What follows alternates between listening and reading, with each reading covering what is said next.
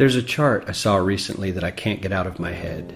A Harvard business professor and economist asked more than 5,000 Americans how they thought wealth was distributed in the United States. This is what they said they thought it was.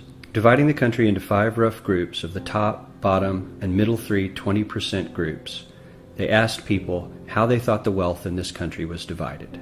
Then he asked them what they thought was the ideal distribution.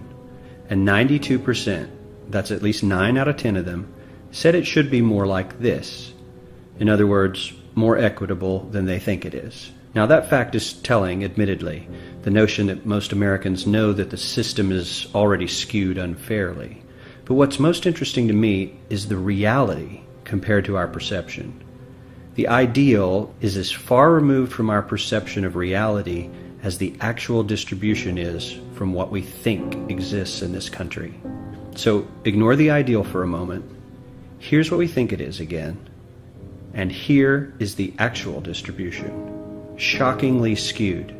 Not only do the bottom 20% and the next 20%, the bottom 40% of Americans barely have any of the wealth. I mean, it's hard to even see them on the chart. But the top 1% has more of the country's wealth than 9 out of 10 Americans believe the entire top 20% should have. Mind-blowing. But let's look at it another way, because I find this chart kind of difficult to wrap my head around. Instead, let's reduce the 311 million Americans to just a representative 100 people. Make it simple.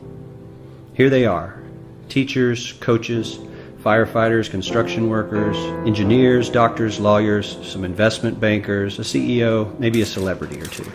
Now let's line them up according to their wealth. Poorest people on the left, wealthiest on the right, just a steady row of folks based on their net worth. We'll color code them like we did before based on which 20% quintile they fall into. Now let's reduce the total wealth of the United States, which was roughly $54 trillion in 2009, to this symbolic pile of cash. And let's distribute it among our 100 Americans. Well, here's socialism, all the wealth of the country distributed equally. We all know that won't work. We need to encourage people to work and work hard to achieve that good old American dream and keep our country moving forward. So, here's that ideal we asked everyone about. Something like this curve.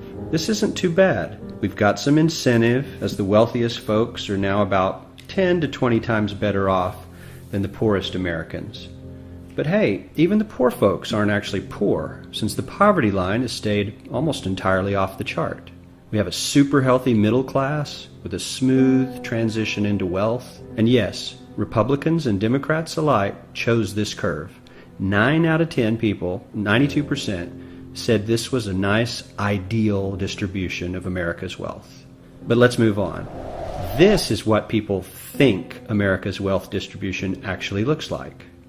Not as equitable, clearly, but for me, even this still looks pretty great.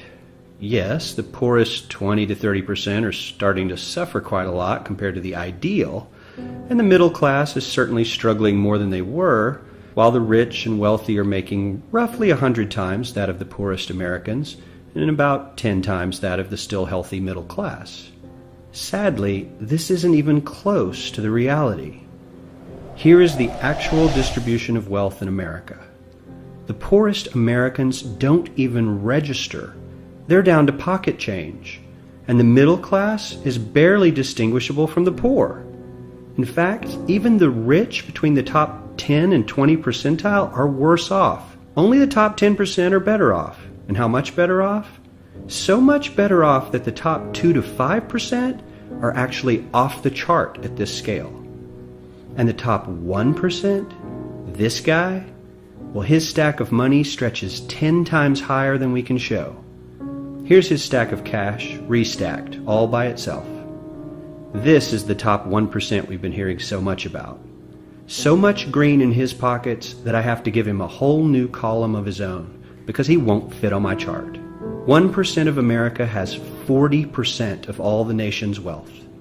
The bottom 80%, 8 out of every 10 people, or 80 out of these 100, only has 7% between them. And this has only gotten worse in the last 20 to 30 years. While the richest 1% take home almost a quarter of the national income today, in 1976 they took home only 9%, meaning their share of income has nearly tripled in the last 30 years. The top 1% own half the country's stocks, bonds, and mutual funds. The bottom 50% of Americans own only 0.5% of these investments, which means they aren't investing.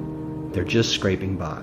I'm sure many of these wealthy people have worked very hard for their money, but do you really believe that the CEO is working 380 times harder than his average employee? Not his lowest paid employee, not the janitor, but the average earner in his company. The average worker needs to work more than a month to earn what the CEO makes in 1 hour. We certainly don't have to go all the way to socialism to find something that is fair for hardworking Americans. We don't even have to achieve what most of us consider might be ideal. All we need to do is wake up and realize that the reality in this country is not at all what we think it is.